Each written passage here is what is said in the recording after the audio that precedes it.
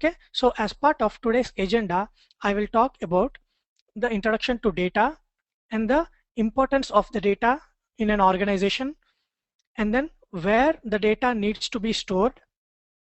Okay, and then I will give a brief introduction to SQL, and then at the end we will take a sample application to test our data. All right, so let's get started. So what is data? Data is nothing but information. The information may be related to any person or any product, or it may be related to anything. Okay, so the information, it will tell completely about what we are studying. Okay, so that is what is information. So for example,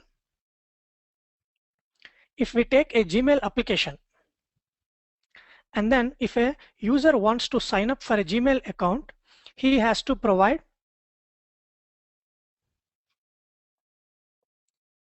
his last name, first name, and maybe gender, and his mobile number, and the user ID he wants for that account, and then the password. All right, so he need to provide all this information in the sign up process.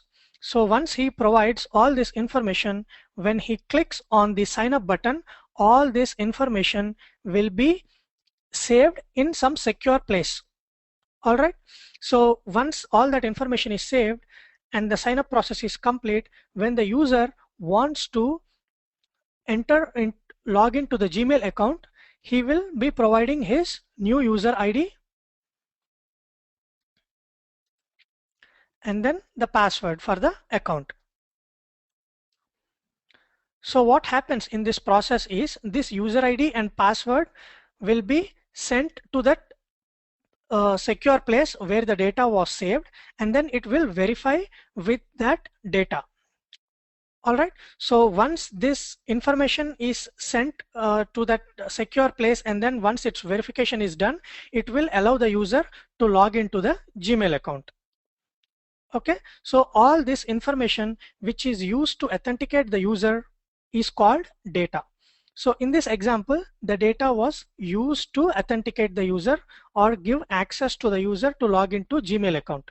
So without this data, we cannot do anything. We cannot sign up a user, or we cannot allow the user to log into the Gmail account. So we need some kind of identification for the user to allow him to create an account or to log into an account. So the data is very important to be stored in some secure place. All right. So what is that secure place? So now we know that the data is very important, and then it needs to be stored in a secure place. We can talk about database. So that secure place is called database. So all this data gets stored in a backend database. For example, in this same scenario of the Gmail application, all this data, when it was entered by the user, it needs to go into the database. How does it does? If we take this as an application, a website, okay, so this website may be designed or created using some Java programming or .NET programming. Okay, so all that using that Java programming, all this data which the user inputs, all that data will be sent to the backend database. So for example, if we have a server and this application is connected to server, on this server this application is hosted. All right, so on this server this application will be created by using a Java programming, and then that Java programming will be connected to backend database.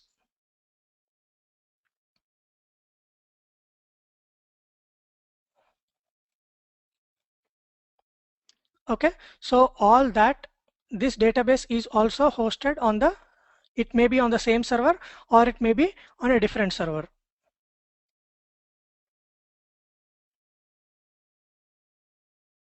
Okay, so this database and application are both on this server. Okay, so now the data which is entered by the user will be sent to the database through that server. All right, so that's how the data will be transferred to the database and then it will be saved in a database. So let's see what is the definition of a database. A database is a collection of data. A database is a secure place to store all your important data. The data need to be stored in an efficient manner, in a secure way, because the only reason is data is very important. All right, so if the data got corrupted, all your application will stop working. Right, so that's the reason the database need to be robust enough to handle the data. So if in the sign up process all this data got saved in a database, and then when the user wants to log into the Gmail application, when he provides his user ID and password, that information will be sent back through the server to the database, and then in the database it will verify that data, and then if the data is validated, the database will send back a result to the application saying the data which is entered by the user is correct, and then it will be allowing the user to log in into a new page. All right, so that's how the database and application works together. So the database is kind of a backend to the application. So on the front end you will be viewing on the only the application, but then you don't know what's happening on the back end. So all this Java code and then the database, everything is on the back end. So on the front end you will be viewing only the web pages, but then all this methodology will be working from the back end. So that's how a database and an application works together to make the application to look good. Okay,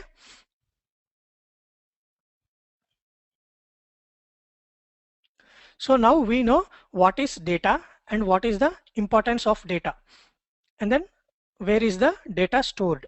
Okay, and what is a database? So database is a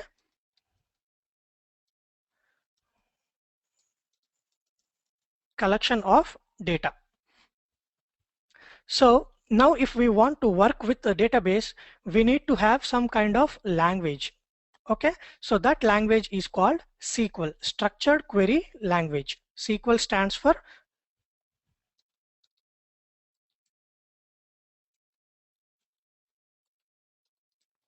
Structured Query Language. So what does this SQL do? So SQL has all the basic commands which will allow you to work with the data in a database. If you want to work with the data in a database, you need to have knowledge on SQL. So for the example which we took here, the Gmail application, all this information which the user entered, all this information needs to be entered in a database. So how exactly that works? So for that reason, we need to write some SQL queries which will capture this information, and then it will insert the data into a table in a database. So what is a table? So we were saying the data is stored in a database. So how exactly it's stored? It's stored in the form of a table. For example, the table structure looks something like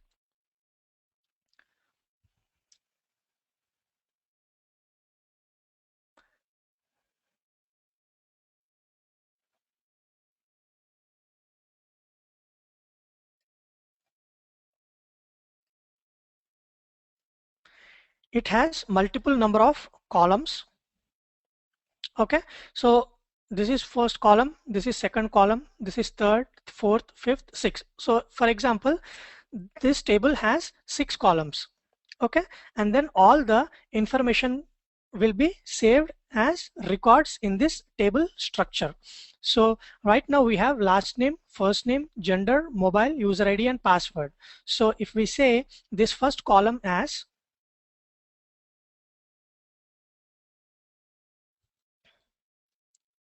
last name, and then the second column as, let's say, first name, and then the third column as gender, and then the fourth column as mobile, and then the fifth column as user ID, and then the last column as password. So all this information will be saved in this table in a database. So when you are trying to get this data back while logging into the Gmail page, this information will be retrieved from this table, and then it will see if that information exists in this table. If the information exists in the table, then it will authenticate the user, or it will give access to the user to log into the page. So that's how the data is saved in the form of tables in a database. All right.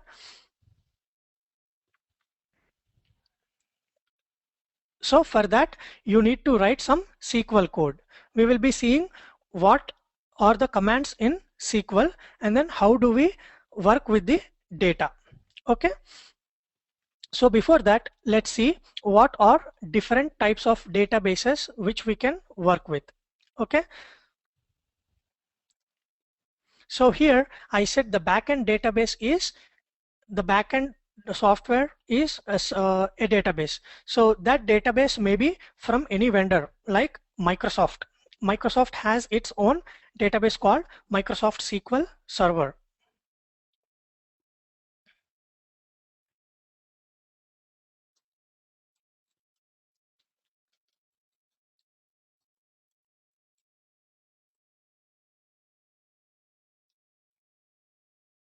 Okay, so one is called Microsoft SQL Server. We have Oracle from Oracle. Okay, and then DB2 database from IBM, and we have other databases like Sybase or MySQL. Okay, it might be any database. All these databases, all these different databases will be using the same SQL as basic. Okay, see, so SQL has some basic commands. All that basics will be followed by all these databases. So if you try to learn SQL, that will be enough to work with all these databases. The syntax might be different from one database to other database, but the basic concepts of SQL will be the same across the board. All right. So these are different types of databases which are available. So depending upon the organization's requirement, they will install the particular database which they want. Okay, so if you are a tester, you need to learn SQL, or you need to have information or knowledge on SQL to work with different databases. So now in this video, I will be using Microsoft SQL Server as my backend database. So in this example, if I want to store all this information, I will try to create a table. I will try to create a table with a name called user, and then I will try to store all the information which is provided by the user. Okay, so for that I need to have knowledge on SQL. So the very first command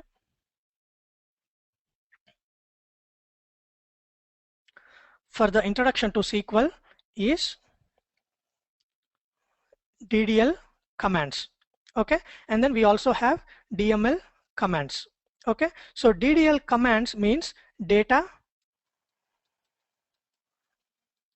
definition language commands, and then DML means data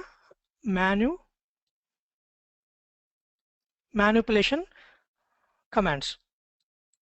Okay, so what is data definition?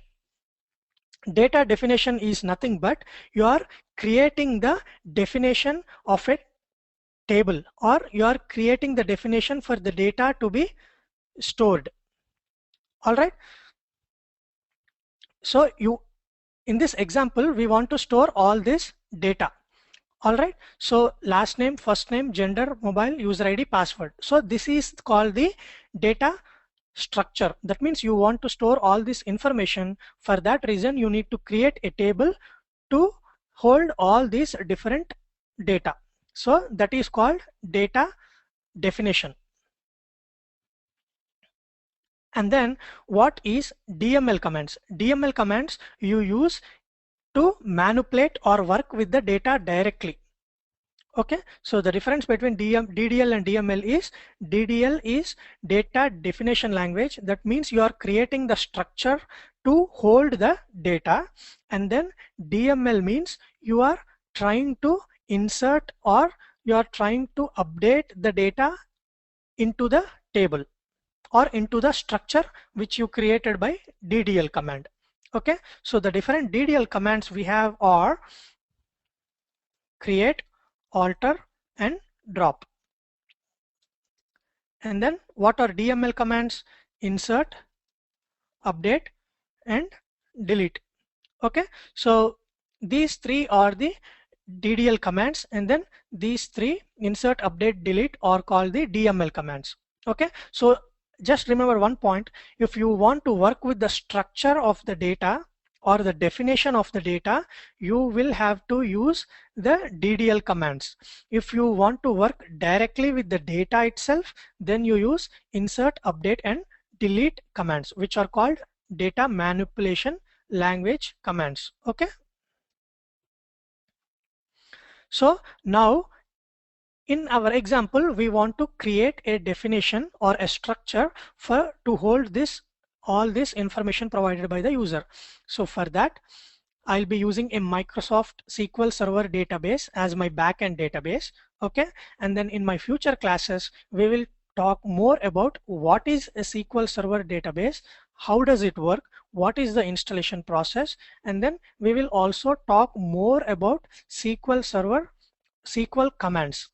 Okay, so for this video, I will try to create a structure to hold our columns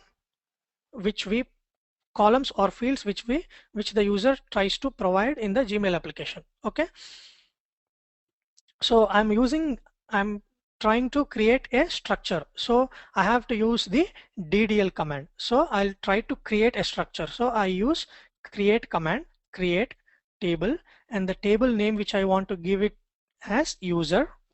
Okay, information, and then what all columns we want to store. So for each field, I want to have one particular column. So last name,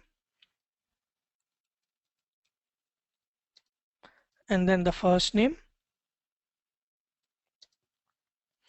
and then gender, mobile, user ID, and the password. Okay, now I want my table structure to be having all these columns. Okay, so now I want to also give the data type. What is a data type? Data type means what type of data you want to store in this column. For example, as a last name and first name, you will have characters, right? Okay, there might not be any numbers, okay, or integers. So you will just give as varchar 100.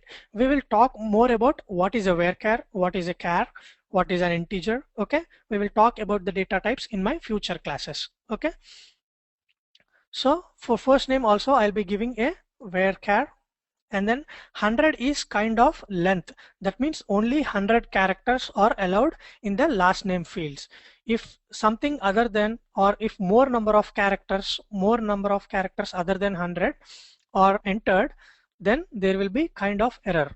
Okay, or that information will not be saved exactly in the table. So the maximum length of characters or number of characters which are allowed in last name and first name are 100, and then gender is, I want to put it as 10. Okay, so like male or female, and then my mobile number, I want to save it as integer. Okay, or you can also, if you add hyphens in your mobile number, then you have to give as varchar. Okay, let's say varchar for now, and then my user ID. Okay, it might be a combination of integers and characters, so I'll provide it as varchar. And as I said, don't worry about the data types if you are not familiar with this. We will talk about them more in my future classes. And then the password is also varchar. Okay, so now I have all the table structure ready. So if I try to run this command, a table will be created in my database. So I'll try to execute it using an execute command. Now it says the command completed successfully. Okay, so now I have my table. So now I want to see what data is there in this table. So for that I will have to use select command.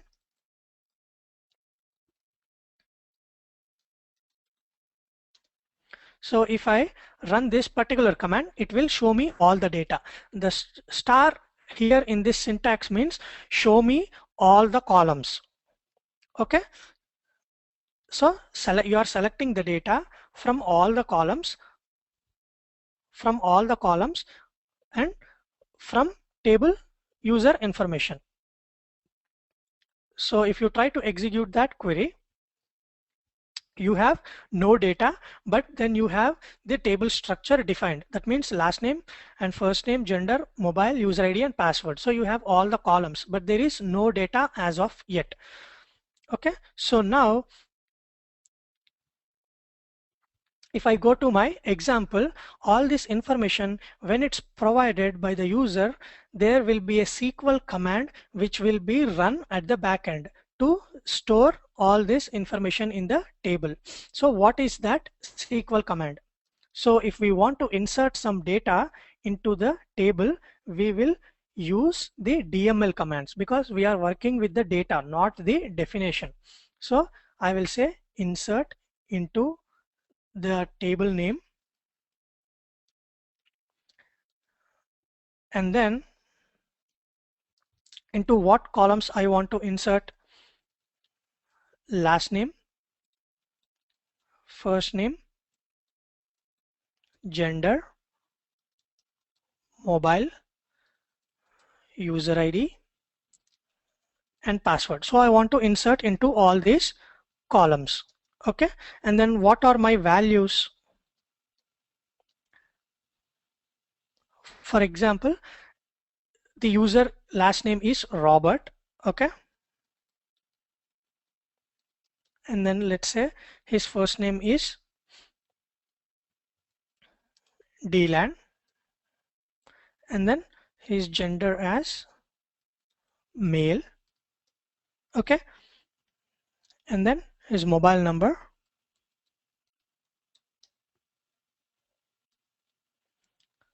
and then the user ID he wants,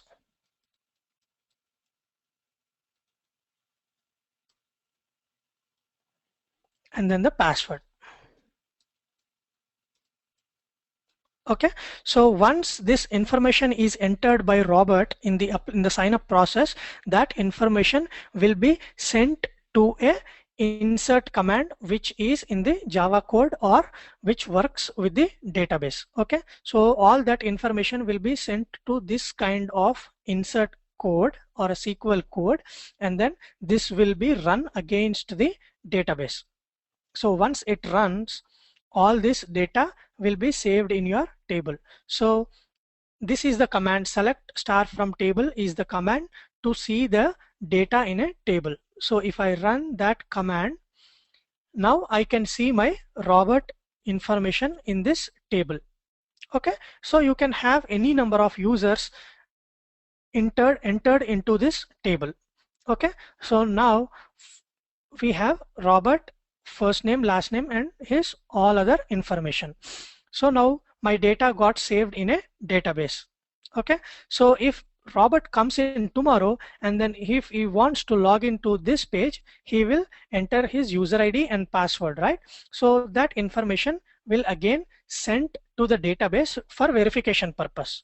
So when you are passing this user ID and password on the back end, what it does is it will search for that data. Okay, so that's my all data, and then it wants to search only Robert's information. So what it does is, so what's his user ID?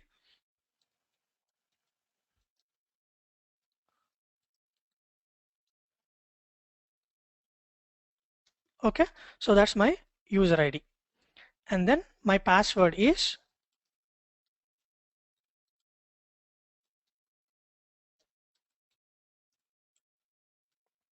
okay.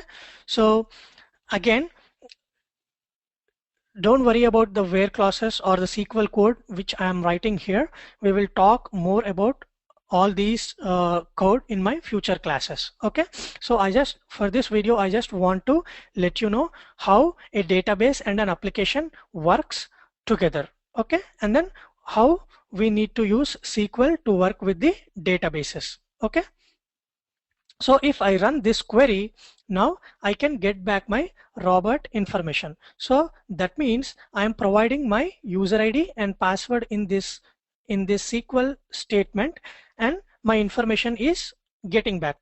Okay, all the Robert information is getting back. So if the information gets back, that means the user ID which he provided and the password which he provided is correct, and then it will send back a code to the application saying that Robert exists in the database, so give him authentication. Okay, so once that's done, he will be able to access to the login. He will be able to access to the Gmail account. Okay, so that's how the front-end application and a back-end database will work together to give access to the user. Okay.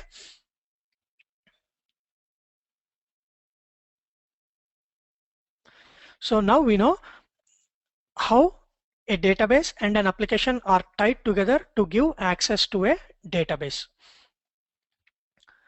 Okay, and then let's take another example of an application which is called dealforloans.com.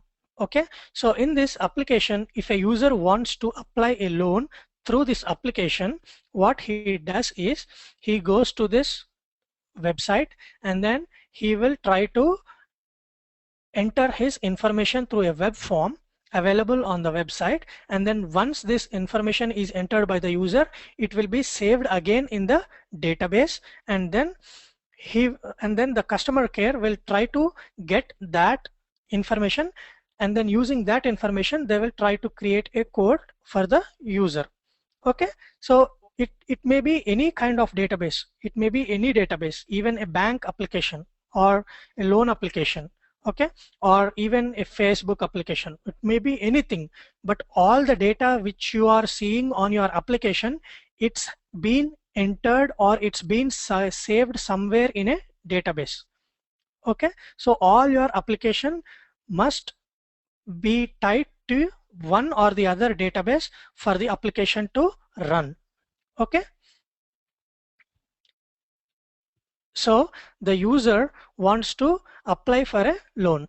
So let's say product, he want to select personal loan. Okay, let's say he is applying for his personal loan. So just click on the personal loan, and then the name he want to provide as Bill. Okay, and then the phone number.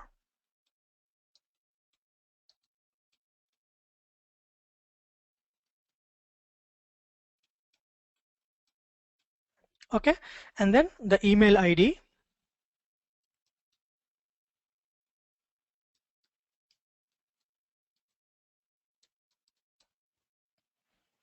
And then the city, let's say Chennai, and then his salary. So he need to provide all this information to apply for a loan. So once he clicks on the get code button, all this information will be sent back to the backend database, and then it will be saved in that database for future use. Okay. So for that I need to, while the design process itself, I need the table might have already been created, okay, to save all this information. So for example, to save all this information, I'll try to create a table structure. So now I'm trying to create a structure. So I will use DDL command called create. And then my table name, I want to provide it as loan application. Okay. And then the data I want to store is the product, the type of the product. Okay. That means the type of the loan. And then varchar 100. And then his full name.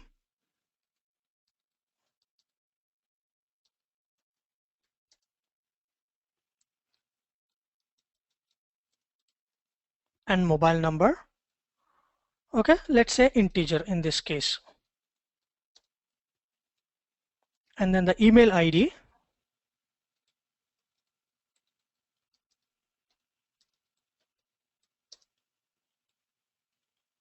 And then the city he resides in.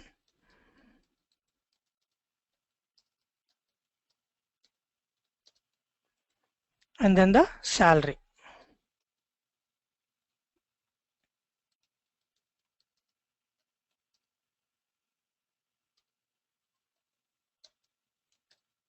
Alright, so this is my table structure. Okay, now if I run this query, okay, so my table has been created. So this table structure you don't have to create every time you enter the user information. Actually, in the development process, when the developers are creating the web applications and then the database, they will create all these table structures. They will create all the Java code for the website. Everything will be ready. So as a tester, all you have to do is just try to enter sample information, okay, some sample information, and then you want to test if this data got entered into the table correctly or not. Okay, so that's the part of a tester. Okay, so whenever a new user comes in and enters all his information, that information will be sent to the database, and then the insert command will run to insert the data into the table. Okay, so now we have the table structure ready. I want to insert the data. So I am working with data. So I have to use DML command. So insert into that table, and then what all columns you want to insert into? Product, full name, and then mobile, email ID, city, and salary. Okay, now what are the values you want to insert? The values means the data itself. So all this information. So it says personal loan, and then the full name is Bill, and then the mobile number is, okay, and then his email ID is bill@yahoo.com, and then the city is Chennai, and then let's say his salary is $5,000.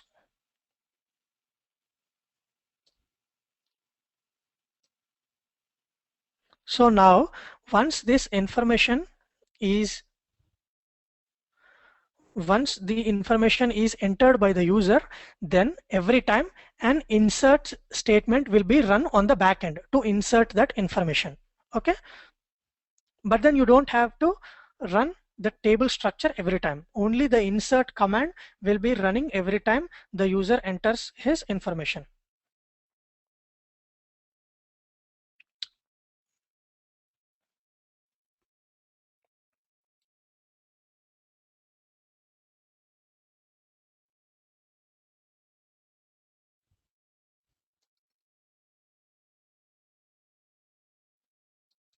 Okay, so integer does not allow more number of values. It has its limitations. So I'll try to create the table with begin to hold the integer value. Okay.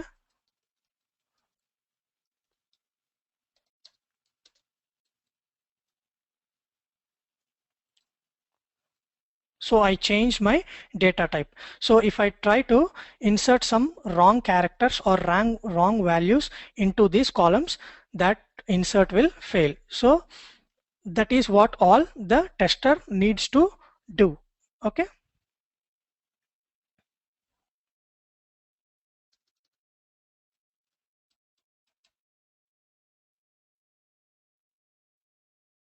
Okay, so now I have all my information. So if I want to view my data, all I have to do is select star from that table. So my table name is loan application. And then if I execute it, my information is here. Okay, so as a tester, if you want to test this web form, if the data which is being entered here is exactly inserting into the table or not. Okay, if everything works fine, then you can say this web form is working good. Okay, because whenever you create an application, you want to test everything. Okay, so that there's no issue for the user to work with the website. Okay, if he sees some issue, then he will not feel good and then he will get out from that application. So you want to make sure as a tester that every web form and every piece of the web application is working good. Okay, so now in our case, when we tried to create the table structure as integer, it was not able to hold more number of values as a phone number. So that was a mistake, or it's something wrong with the table structure. So you will raise a ticket and then will tell the developer to look into the table structure. Okay, so according to the requirements, the table structure will be created. Okay, so now we have this data. So now this data will be used by the